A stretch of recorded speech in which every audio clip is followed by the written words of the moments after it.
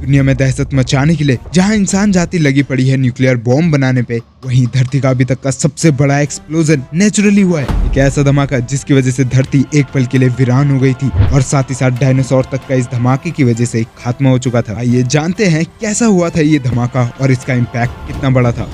दोस्तों, guess what here, चिक्सुलप asteroid के बारे में तो आप जानते ही होंगे। एक ऐसा एस्ट्रॉइड जो कि गिरा था पेनिनसुला मैक्सिको के अंदर। माना जाता है इसका डायमीटर था 10 से 15 किलोमीटर चौड़ा, लेकिन ये धरती की तरफ लगभग 44,000 माइल से भी ज्यादा की रफ्तार में बढ़ रहा था, जिसकी वजह से इसने धरती के ऊपर एक ऐसा क्रेटर बनाया जिसका डायमीटर लगभग 93 माइल्स था।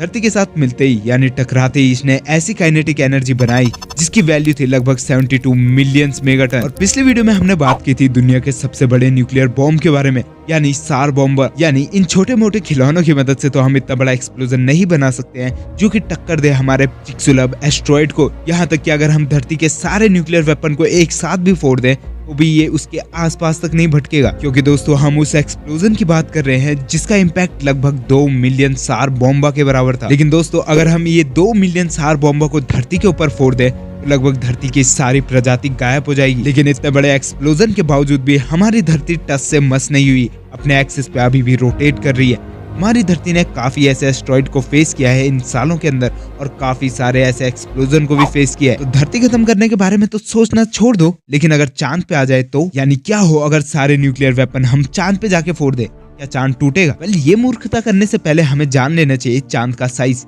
ये हमारे अर्थ के 1 क्वार्टर बराबर है, क्वार्टर का भी क्वार्टर यानी 1/8। लेकिन दोस्तों, ये मजाक की बात नहीं है। अगर चांद के ऊपर हम सारे न्यूक्लियर बॉम्ब भी फोड़ दें तो भी चांद को कुछ नहीं होने वाला है। चलो अब ये बेवकूफी बंद करते हैं। चांद और धरती को फोड़ के हमें वैसे भी कुछ नहीं मिलने वाला है, लेकिन क्या हो अगर हम एक ऐसा वेपन डिजाइन करें जिसको एक बार ब्लास्ट करने से धरती के ऊपर सारी लाइफ फॉर्म खत्म हो जाए। वेल, इसके ऊपर रिसर्च करने के लिए मैं आप लोगों को बिल्कुल भी नहीं बोलने वाला हूँ, क्योंकि ये ऑलरेडी रिसर्च हो चुका है। अगर इन फ्यूचर कभी कोबाल्ट बॉम्ब बन गया और इसके बाद इसे यूज किया गया तो धरती के ऊपर लगभग लाइफ फॉर्म खत्म है, क्योंकि मैंने सुना है कि कोबाल्ट की वजह से न्यूक्लियर बॉम्ब की पावर काफी ज्यादा बढ़ जाती है। लेकिन ये आधी हकीकत है। चलो पावर जितनी भी बढ़े इस बॉम्ब की, लेकिन इसके बाद आप लोग नहीं बचोगे, क्योंकि अगर बॉम्ब के फटने पे आप इसके एक्सप्लोजन से बचने की तैयारी कर रहे हो तो कांग्रेचुलेशन, आप बच सकते हो। लेकिन इसके रेडियो एक्टिव इफेक्ट से आप बिल्कुल नहीं बच सकते हो, क्योंकि एक्सप्लोजन के बाद ये इसके बाद होने वाले रेडियो एक्टिव इफेक्ट के रेंज को काफी ज्यादा बढ़ा देता है। यानी अगर आप लोग गलती से बच भी गए तो रेडियो एक्टिव इफेक्ट की वजह से आप लोगों की मौत हो जाएगी। इसके बारे में सबसे पहले एक्सप्लेन किया था लियो सिलार्ड ने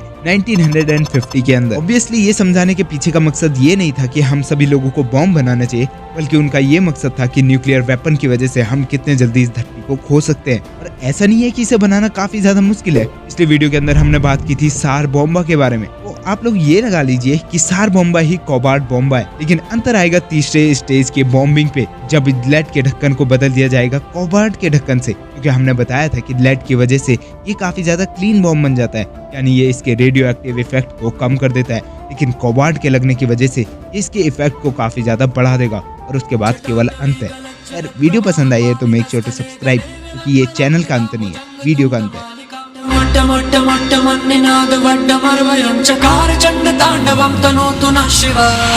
हर हर शिव शंकर नीलकंठ गंगाधर आए शरणम तिहारे, ज्ञान ऐसा विशाल बैठे हो मृग नैन।